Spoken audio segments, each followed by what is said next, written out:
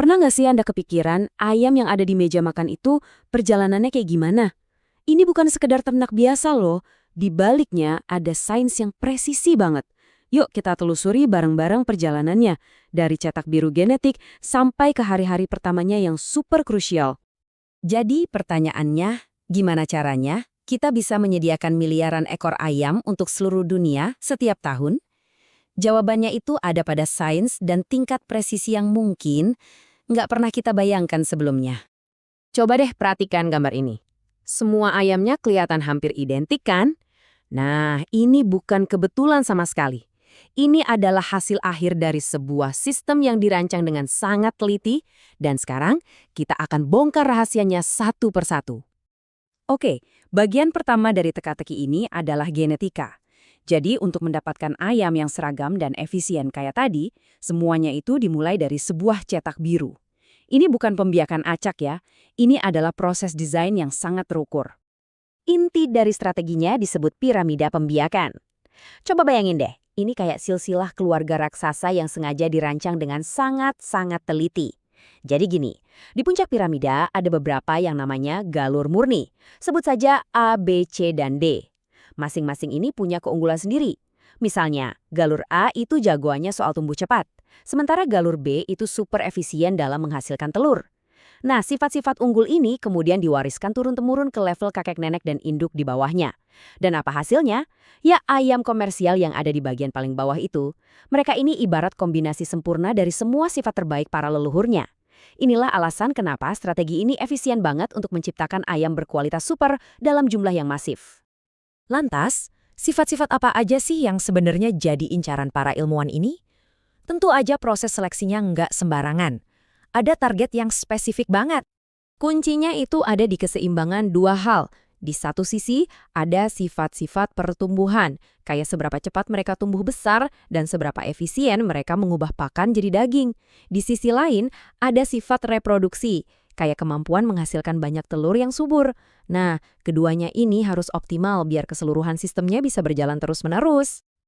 Oke, cetak biru genetiknya udah siap. Sekarang kita masuk ke fase yang paling rentan, yaitu hari-hari pertama kehidupan seekor anak ayam.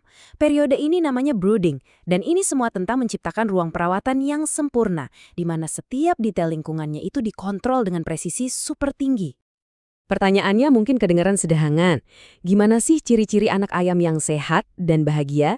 Tapi jawabannya ini sangat menentukan keberhasilan seluruh proses, terutama di masa-masa awal yang sangat krusial ini. Ternyata cara paling cerdas buat tahu jawabannya adalah dengan melihat perilaku mereka. Anak ayam itu ibarat termometer hidup. Kalau mereka bergerombol di bawah pemanas, artinya mereka kedinginan. Kalau mereka menjauh, ya kepanasan.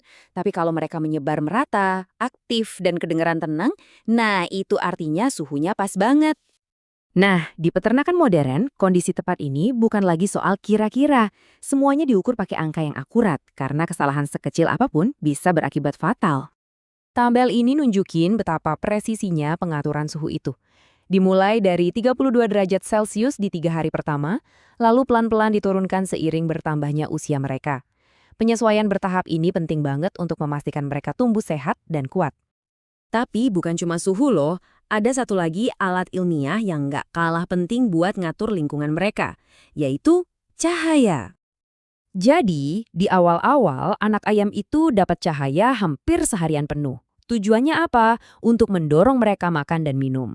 Tapi durasi cahayanya secara bertahap dikurangi. Ini penting banget untuk mendorong pola istirahat yang sehat dan memastikan kerangka tulang mereka berkembang kuat sebelum pertumbuhan otot yang pesat dimulai. Oke, genetika udah unggul, lingkungan udah sempurna. Tapi semua itu bisa sia-sia tanpa pilar ketiga yang paling fundamental, yaitu membangun benteng pertahanan yang kokoh melawan penyakit. Istilah kuncinya di sini adalah biosecurity. Gampangnya, ini tuh soal menciptakan sebuah gelembung yang aman dan super bersih untuk para ayam, dan meminimalkan kontak dengan dunia luar yang berpotensi membawa penyakit. Dan ancaman itu beneran deh ada di mana-mana. Mulai dari burung liar, kendaraan yang keluar masuk, sampai kita sendiri sebagai manusia. Setiap pintu masuk itu adalah potensi resiko loh. Jadi gimana cara mengelolanya? Jawabannya, dengan zonasi. peternakan modern itu dirancang mirip benteng, dengan beberapa lapis pertahanan. Ada area luar, lalu area perantara tempat prosedur dekontaminasi kayak mandi dan ganti baju dilakukan, dan terakhir area dalam yang paling steril, tempat ayam-ayam dipelihara. Nah, kalau kita satukan semua kepingan puzzle ini, kita bakal melihat sebuah gambaran yang utuh. Ini bukan lagi sekedar beternak, tapi ini adalah sebuah sistem sains yang terintegrasi. Jadi, inilah 3 pilar yang menopang semuanya. Genetika superior sebagai cetak birunya, lingkungan yang terkontrol sempurna sebagai kamar tumbuhnya, dan biosecurity yang super ketat sebagai benteng pertahanannya. Kombinasi ketiganya inilah yang menghasilkan pasokan yang konsisten dan juga aman. Jadi, poin utamanya adalah ini. Setiap detail, dari urutan DNA sampai suhu kandang, semuanya diatur oleh sains. Dan tujuannya cuma satu, menghasilkan makanan yang efisien, aman, dan tentunya terjangkau untuk miliaran orang di seluruh dunia. Sistem inilah yang memberi makan dunia saat ini. Pertanyaannya sekarang adalah, dengan semua tantangan populasi dan teknologi baru di masa depan, kira-kira akan seperti apa ya wajah sistem ini nanti?